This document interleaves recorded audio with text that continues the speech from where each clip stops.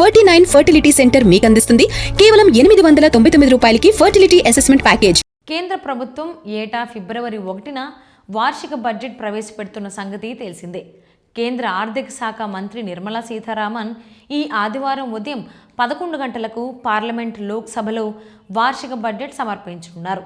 దీనికోసం వివిధ వర్గాల ప్రజలు తమకేం ప్రయోజనం ఉంటుందోనని ఎన్నో ఆశలతో ఎదురుచూస్తుంటారు. మధ్యతరగతి ప్రజలు, వేతన జీవులు, ఆదాయపు పన్ను ట్యాక్స్ స్లాబుల్లో మార్పులు, స్టాండర్డ్ డిడక్షన్, ఇతర పన్ను మినహాయింపు ప్రయోజనాల కోసం చూస్తుంటే రైతులు తమకు పథకాల కోసం నిధుల కేటాయింపు పెంపు, ఎరువులపై సబ్సిడీలు, కొత్త పథకాలు, కనీస మద్దతు ధర పెంపు వంటి వాటి కోసం చూస్తున్నారు. ఇతర వ్యాపారవేత్తలు, పరిశ్రమ వర్గాలు వ్యాపారాల్లో ఊతం కోసం, కొత్త సంస్కరణల కోసం చూస్తుంటారు. ఇంకా యువత, నిరుద్యోగులు, మహిళలు, పెన్షనర్లు తమకు కొత్త పథకాలు, ఇతర ప్రయోజనాల కోసం చూస్తారన్న సంగతి తెలిసిందే. ఇప్పుడు మనం వేతన జీవులకు పన్ను ప్రయోజనాలు, వారు బడ్జెట్ 2026లో కొత్తగా ఏం కోరుకుంటున్నారో చూద్దాం. కొంతకాలంగా కేంద్ర ప్రభుత్వం కొత్త పన్ను విధానంలో పన్ను రేట్లు తగ్గిస్తూ ఆకర్షణీయంగా మారుస్తోంది. ఇదే సమయంలో పాత పన్ను విధానంలో ఎలాంటి మార్పులు చేయట్లేదు. ఇక్కడ కొత్త పన్ను విధానంలో వేతన జీవులకు స్టాండర్డ్ డిడక్షన్ 75,000 రూపాయలతో కలిపి 12,75,000 వరకు ఆదాయంపై ట్యాక్స్ చెల్లించాల్సిన అవసరం లేదు. 12 లక్షల వరకు ఆదాయంపై ట్యాక్స్ రిబేట్ కారణంగా 0 పన్ను ఉంటుంది. ఈ క్రమంలోనే ఇప్పుడు మరోసారి స్టాండర్డ్ డిడక్షన్ అంశం తెరపైకి వచ్చింది.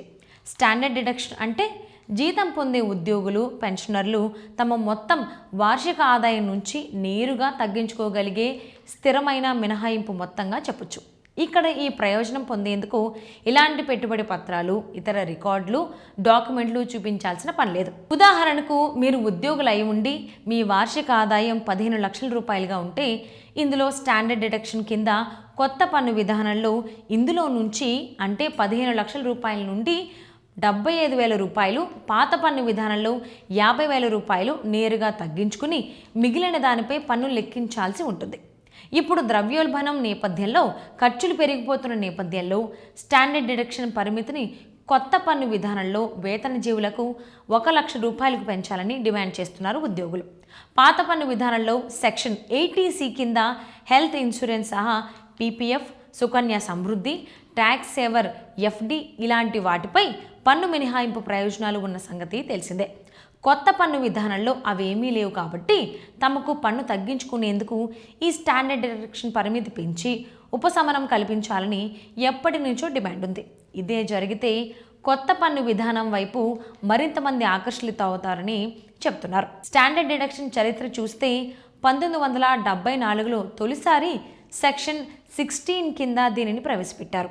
2005, 2006లో అప్పటి ఆర్థిక శాఖ మంత్రి పి చిదంబరం దీనిని రద్దు చేశారు.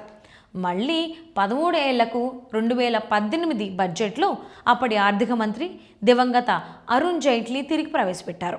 అప్పుడు స్టాండర్డ్ డిడక్షన్ 40,000 రూపాయలుగా ఉంది. తరువాత 2019 మధ్యంతర బడ్జెట్లో దీనిని 50,000 రూపాయలకు పెంచారు. ఇక 2024 బడ్జెట్లో ఈ పరిమితిని కొత్త పన్ను విధానంలో 75,000కు పెంచగా పాత పన్ను విధానంలో 50,000గానే ఉంది.